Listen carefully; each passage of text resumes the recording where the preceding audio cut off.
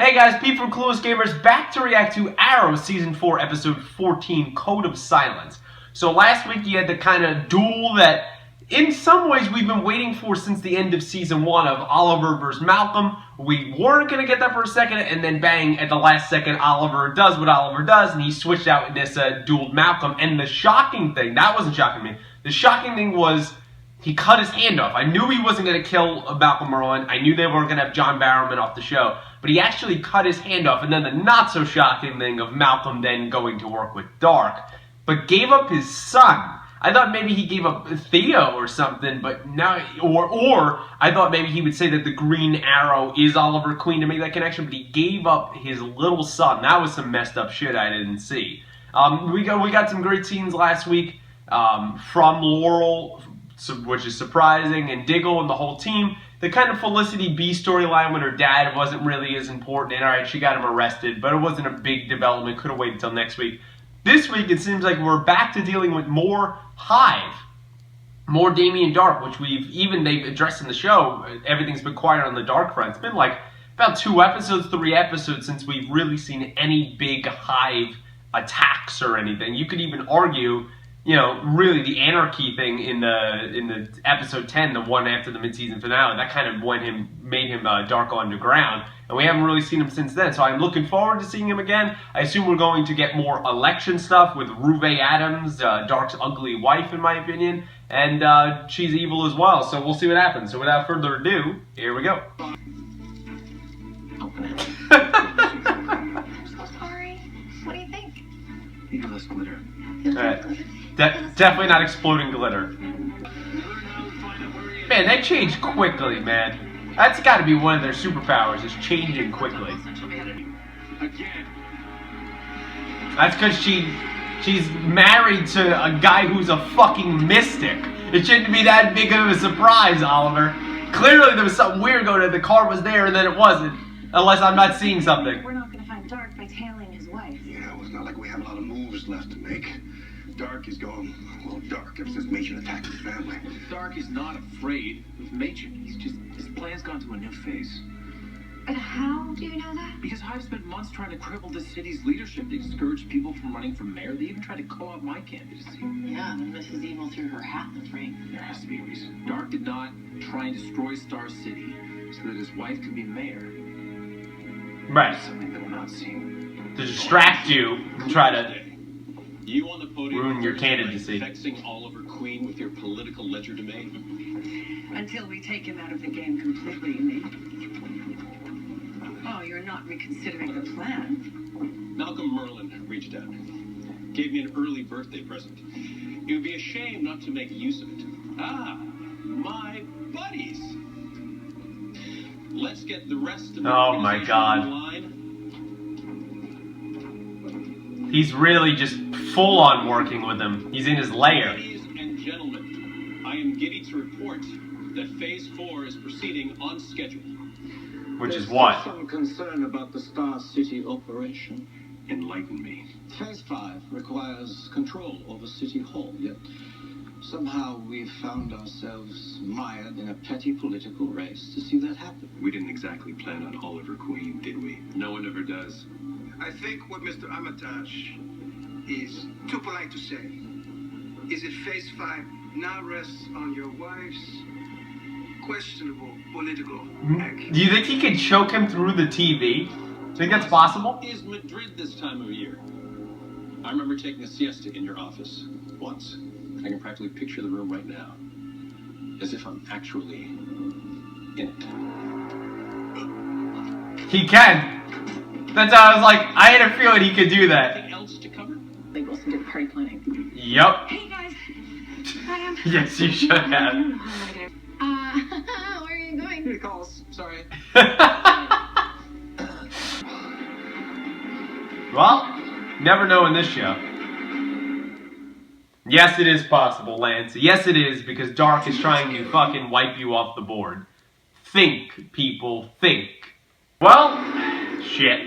Hello. I like this new face. Hello. Oh my God. Very mysterious. You do? Why do you think it's me that did something? Because you're a man. We're trying to put some distance. Well, that's a way to view it. Please don't. Come on, John. Who the fuck is this guy? It's probably some loser. Beat the shit out of him. God damn, they must take a lot of Advil. They have to. Wow, okay. That's a big ass building. Holy shit. That was cool. That was they made the special effects of the building look cool, and definitely there's no way that's going unnoticed of them blowing up the building. The only thing I want to comment there in that scene was the Felicity comment of because you're a guy. A little offensive to people like me, just because it's like it's not always the guy that's the problem there. The only thing I'll let it go is maybe it's not more of like, oh, a woman's thing, like speaking to being a feminist or something, which is nothing wrong with that. Maybe it's more in the sense that Felicity, to her character, she's very defensive because of things that have happened with her father and stuff like that, that's why she would say something like that. Otherwise, if they're making a generalization, that was kind of a stupid line, but I'll let it go. I believe that person is you. Oh, okay, that's high praise. She's got a Star Labs shirt on. That's cool. I thought I fly mailing checks, not doing social studies. There you go, Thea. Where's your son, isn't he? Good, smart girl. I'm proud of her. And the secret is keeping him safe. Not for long, because of your fucking dad. Well, shit, Oliver. I don't think that was a smart decision just because people told you to kill him. Well, oh shit! Yeah, you're not the only one with tricks. Hey, cool, that was cool. And was it like a magnet that pulled it away? Like, they're just a demolition team. How do they fight so well? Yeah, how are we continuing the debate after a massive threat? The bomb squad will be called in. We don't have much time. Yeah, neither do I, patience-wise, for these goddamn flashbacks. Also, Ivy Town, same place that Legend of Tomorrow went in like episode 2. Biostimulant. Then why would I need an implantable? Oh shit. For walking. Oh. Wow, that'd be really cool. The best gift ever. I do. Curtis, you're terrific. Thank you. No, don't thank me. Really? Go back to work. Really? I know. Mr. Terrific?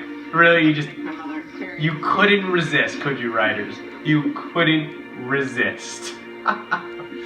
This is William. Wow. William's mother asked us to look after him. He'll be staying with us for a while. Nice to meet you, William. What did you do to Samantha? What the fuck, man? What did you do to Samantha? And how did you convince this kid to come hang out there? That is some fucked up shit, Dark. I kidnapped William. Okay, guys, so that's my reaction there to Arrow's Season 4, Episode 14, Code of Silence. That was a good episode. Wasn't the greatest of all time. I think it did have a little bit of problems with pacing. For me, the action looks like, as usual, it was done by James Bradford, which he's always great.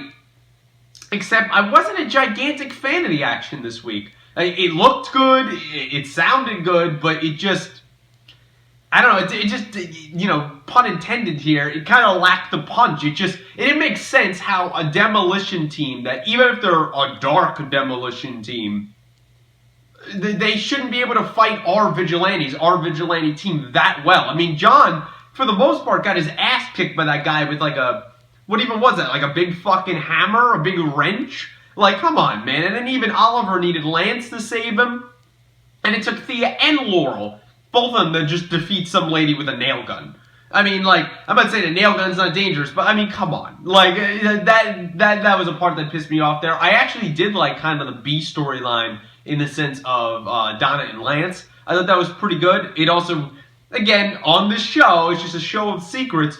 Why the hell was it so hard to tell the truth? I guarantee it would have worked out the same way it ended, where he told her the truth, now everything's good. You told her that from the beginning, she would have fucking understood. You were protecting your daughter, I was threatened by Hive, I'm trying to protect you. Simple as that. A lot less easy, you know, a lot more easy to explain than what Oliver's going through, even though he should tell the truth. Alright, that one's a little more understandable. Lance, not really so much, but it was still a pretty good storyline. I like some stuff there. As for Curtis there in that final scene, that is fucking awesome. awesome that he's such a good person like that he's been building this and kind of leading up with the battery and then this micro little stimulant chip. But maybe she'll get to walk again. Obviously, I don't think it's going to be that simple, but that would be fucking cool, and that's actually just kind of not a cop-out in a way, but a great way to get Felicity, you know, walking again in the show, so she doesn't have to be in a wheelchair all the time, Emily Bett Ricard. So that'd be cool to see there. What I didn't like is we also didn't see any of the debate. It was like, oh, and Oliver Queen, he wins, the experts are saying. Okay? Why couldn't we see the debate? And how unrealistic was it that there's a bomb threat, the bombers, they were captured, the vigilantes, you probably find out on Twitter or something, or just hearing hearsay on the street, were in there. Let's go back into the building and have a debate. Now, it wouldn't work like that. The whole bomb squad would come in, and you'd be closed off for the night, and you would reschedule. That was kind of an unrealistic thing there too. And I'm not trying to be all negative here. I'm just speaking my opinion there. The flashbacks, you know, were just the flashbacks of this season. The only flashbacks I've liked this season so far, there's a couple scenes in the first few episodes I can't think of off the top of my head, and then the shadow. Yeah, that episode. That's really it. I mean, alright, he kills Conklin here. Alright, great. So that asshole's dead. But you only killed him because the prisoners are like, yeah, prove it, man. Prove it you're a killer and you're going to save us. Kill Conklin. Alright, I'll kill Conklin. You know that's going to look bad on you, suspicious, and it's going to put you more again in the crosshairs of Ryder. It doesn't make any sense why the fuck he would do that. I thought that was kind of stupid there as well. That could have been better done. Where the hell are these flashbacks going? I have no idea. We're getting little more hints and hints and hints. He's talking about something of immense power, but he's been talking about that forever, so who the hell knows? Other things I did like in this episode, I thought the Thea-Oliver conversation was actually really awesome. I love the brother-sister moments on the show because I think the two actors really do have some chemistry. I do believe they're kind of brother and sister in a way. And it's nice to just see them have their moments. And I thought they really did have a good moment here. Her playing devil's advocate in a way of why Oliver would keep this a secret. Because to protect your son, it's because that's what Samantha would have wanted. And I like how she was smart enough, Thea, that she dug and dug and dug. And she knew there was something off with Oliver. Like she said, all the way back from Central City. And she's been the first person to figure it out. Definitely a sinister, sinister move there by Darhk, who we didn't get to see a lot of this week, which is always a down. By bringing in Williams. So did he kill Samantha? Or did he somehow convince her or threaten her? How did the kid's like 7, 8 years old? So how did you convince the kid to then come hang out with you at your hotel suite? Like, I don't know. That needs to be definitely cleared up next week because that was a cool cliffhanger, but also a confusing cliffhanger that I think creates more questions than answers, I would say. Overall, guys, that's my thought here on the episode 14, Code of Silence. Let me know what you thought in the comments below. Did you like the episode? Did you have problems with it? Like I said, I liked the episode. I just did have a lot of issues and a lot of things logically and just story-wise that were kind of stupid or didn't make sense. Did you have some of those same concerns and same things that you agree with me? Let me know down below. Like the video, subscribe to the channel, share with your friends if you'd be so kind, and until next week of Arrow, thanks for watching.